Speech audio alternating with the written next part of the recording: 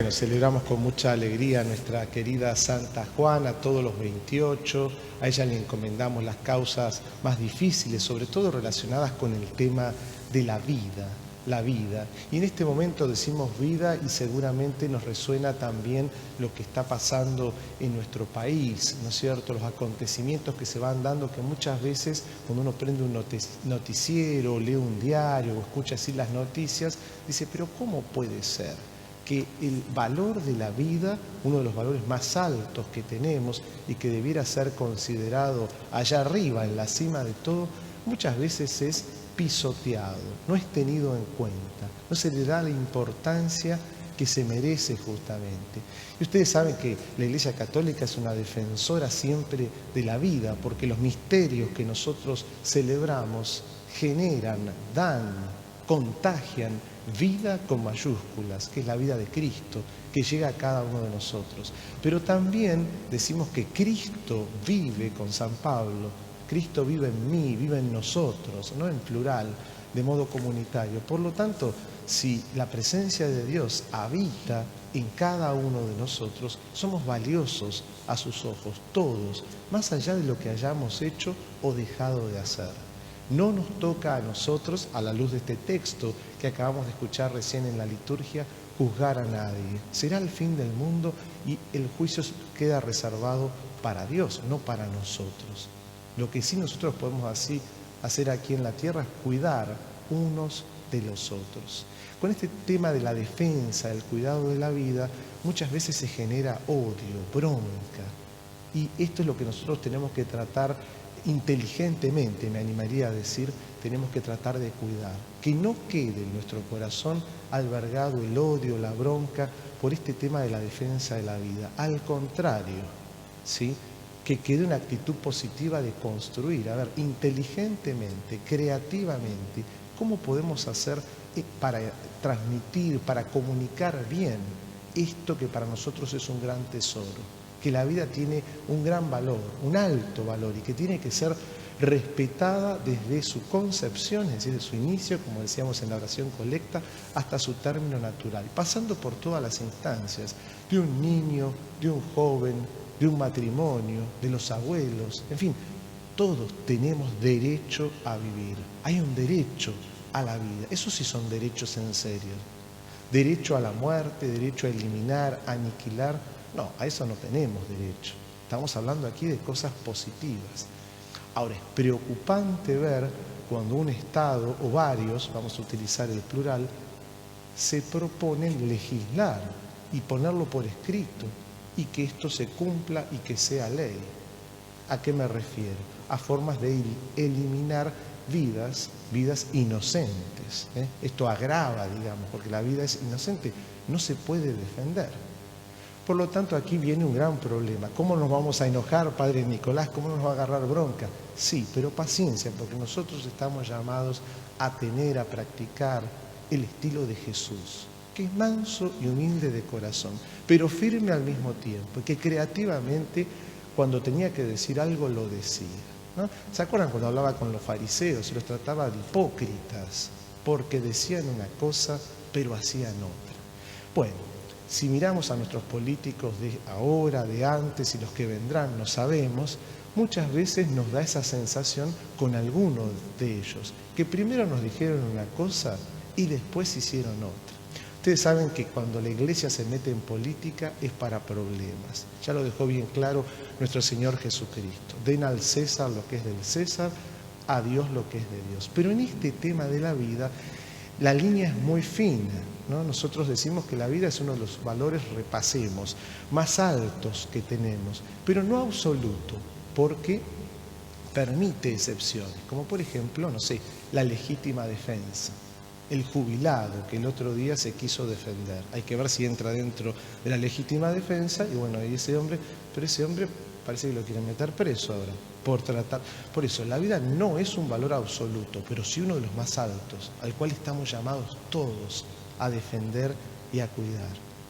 ¿Hay excepciones? Sí, sobre esas excepciones se puede legislar y habría que legislar para que no ocurran estas cosas que acabamos de mencionar, como el ejemplo del jubilado, que por la inseguridad tuvo que salir a defenderse él. Habrá que ver el caso concreto, hay detalles, pero creo que se entiende lo que estamos transmitiendo aquí. Y los pobres inocentes que no se pueden defender y que son eliminados, entonces también habría que legislar sobre ello. Ya está legislado. Si miramos la Constitución Nacional de alguna manera, el Código de Derecho Civil, hablan de esta protección. Los tratados internacionales que nuestro país ha firmado adhieren a todo esto. Sin embargo, en el medio de la pandemia vimos asombrosamente cómo quizás se aprovechó esta oportunidad porque estábamos con otro tema más urgente, para adherir a ciertos protocolos a nivel nacional y dar un paso más con la legalización del aborto. En fin, ¿qué hacemos nosotros los católicos frente a esto? ¿Qué respuesta damos? Si nos enojamos es peor, pero sí tenemos que dar testimonio, sí tenemos que hablar de la vida, sí tenemos creativamente que mostrar ejemplos que nos lleven a cambiar las mentalidades. Quienes promulgan todas estas cosas son malvados, son malos, quieren lo peor para el pueblo. No, ellos lo presentan como derechos adquiridos que uno debiera tener para poder elegir sobre la vida y la muerte. Quizás aquí lo que hay es un error de comprensión, no haber entendido. O sea, es tarea nuestra como iglesia, como bautizados, dar testimonio de la vida. Y acá recurro a un gran santo, a San Juan Pablo II, el Grande, que así como en la pastoral vocacional nosotros hablamos de la cultura vocacional, él hablaba de la cultura de la vida y de la cultura de la muerte. ¿Y qué es esto de la cultura de? La cultura de es una atmósfera que se va dando y que uno empieza a respirar y todos hablan de ese tema. Cuando hablamos de la cultura vocacional es reconocer que todos estamos llamados a algo. Y dentro de la cultura vocacional el primer llamado es a la vida.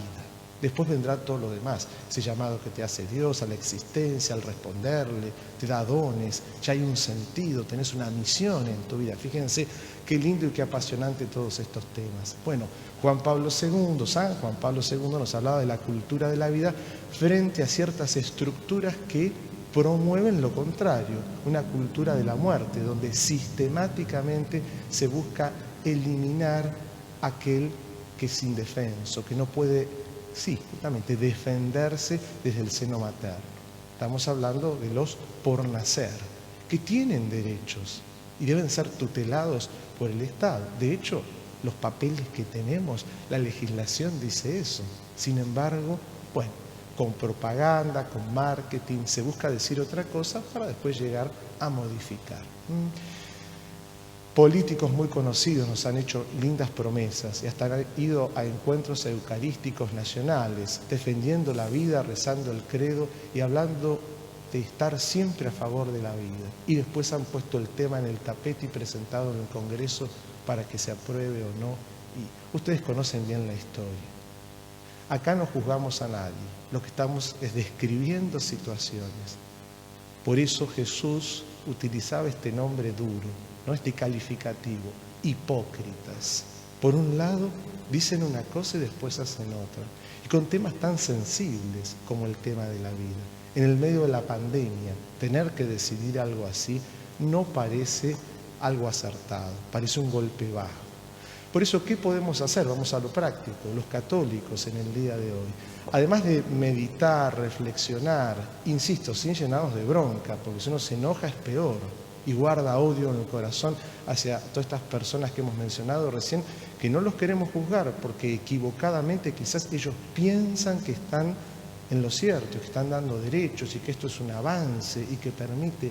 No, ¿qué podemos hacer nosotros? Bueno, hablar del tema, generar esta cultura de la vida, poner el tema también en los medios, pero siempre cuidando de no agredir a nadie. No sirve ir con un palo y generar más bronca en el corazón de quienes nos están escuchando, porque evidentemente eso no lleva al diálogo.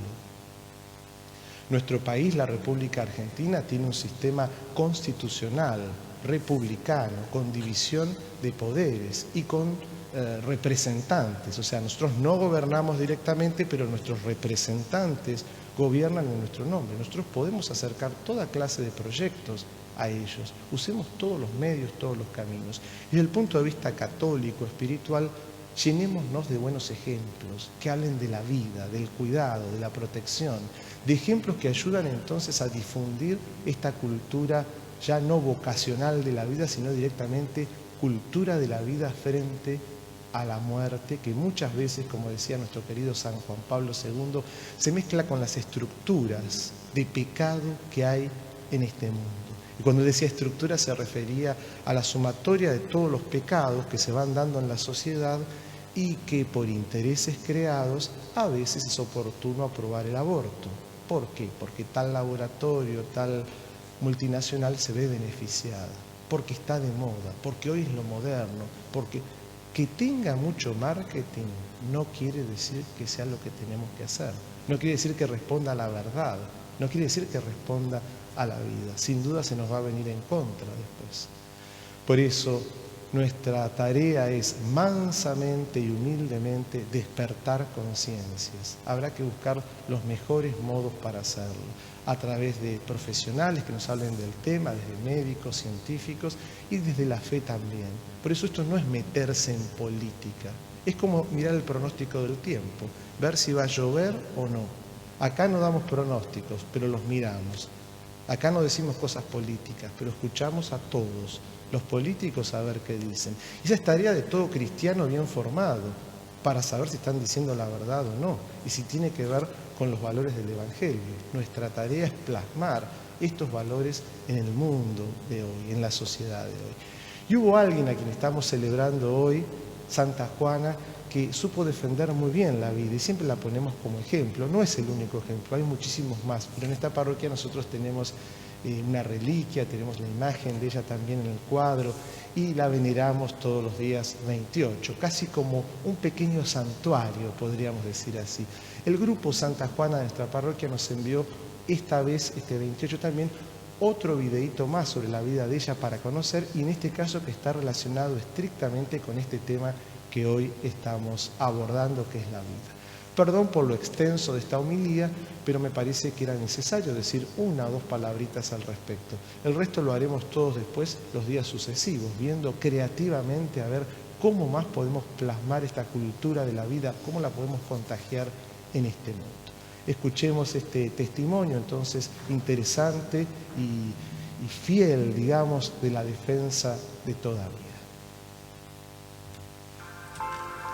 Ella fue presionada para abortar, pero dijo sí a la vida. Conozca el milagro que llevó a Santa Gianna a la canonización. Fue en el año 2000 que Carlos César y Elizabeth, de la ciudad franca, Brasil, conocieron la historia de Gianna Beretta Molla. Ellos estaban casados y tenían 3 hijos. Cuando Bete se quedó embarazada por 4ª vez, la bolsa se rompió en la 16ª semana y ella tuvo que ser internada. Los médicos dijeron que el bebé no sobreviviría y que ella debería abortar. El feto era inviable y la madre corría riesgo de muerte. Bete, como católica, se vio ante una difícil elección. Su vida estaba en riesgo por un bebé al que los médicos no daban ninguna esperanza. Pero abortar, los cristianos no abortan. Pero, ¿cómo vivir la fe cuando se tiene 3 niños pequeños en casa? ¿Qué madre elige morir y dejar 3 niños pequeños? Una médica mandó a Bete a firmar los documentos que autorizaban el aborto. Confusa, sin saber qué hacer, Bete pidió al marido que le trajeran un sacerdote al hospital. Isabel, una amiga de Bete que estaba junto a ella, salió en ese momento de la habitación para rezar por ella, y mientras rezaba vio al obispo de su diócesis, don Diógenes da Silva Mates. Isabel lo llamó e inmediatamente el obispo fue a ver a Bete. Ante la situación, él pidió la intercesión de la beata Gianna Beretta Molla. Beata Gianna, usted ha tenido un milagro para ser una beata. Le está faltando un milagro para ser santa. Salva a esta madre, salva a este bebé. Monseñor Diógenes le preguntó a Bete si ella estaba dispuesta a hacer lo mismo que la beata Gianna había hecho. Bete dijo que sí, pero ¿quién cuidaría a sus 3 hijos pequeños? El obispo respondió que era el momento de Gianna hacer el milagro para su canonización y aún bromeó al rezar: Beata Gianna, no pierda esa oportunidad es muy buena. El obispo entregó a Bete un libro con la historia de Gianna y a partir de ahí el obispo y la familia de Bete comenzaron a rezar para que la beata intercediera ante Dios por ella y su bebé. Bete tuvo fe y pidió a la doctora que esperara otra noche. Al día siguiente, por la mañana, fue a hacer el ultrasonido esperando el milagro, pero la médica dijo que ella corría aún más riesgos y comenzó a luchar para que Bete aceptase el aborto. En el mismo día, la hija de Bete telefonió e imploró a la madre para que no muriera. Bete cuenta que ese fue el momento más difícil. Ella estaba ante una elección que no podía hacer. Entonces decidió confiar en Dios. La médica, viendo que Bete no cedía al aborto, dijo: su fe me molesta, y mandó a la madre que se fuese a su casa. La doctora todavía dijo que cuando el bebé muriera, Bete debía correr a un hospital. Bete pasó los 3 meses siguientes en casa y una cesárea fue marcada para el 31 de mayo. Los médicos decían que el bebé moriría inmediatamente después del parto. En caso de que naciese viva, tendría una vida vegetativa con graves secuelas. Pero contrariando la medicina, la niña nació y era perfecta. El caso llegó al Vaticano y en 2004 el Papa Juan Pablo II canonizó a Gianna Beretta Molla, reconociéndola como ejemplo de madre y modelo de santidad. Hoy la niña Gianna María, hija de Elizabeth y César, tiene 17 años. Es una joven normal, feliz y evidentemente devota de Santa Gianna Beretta Molla.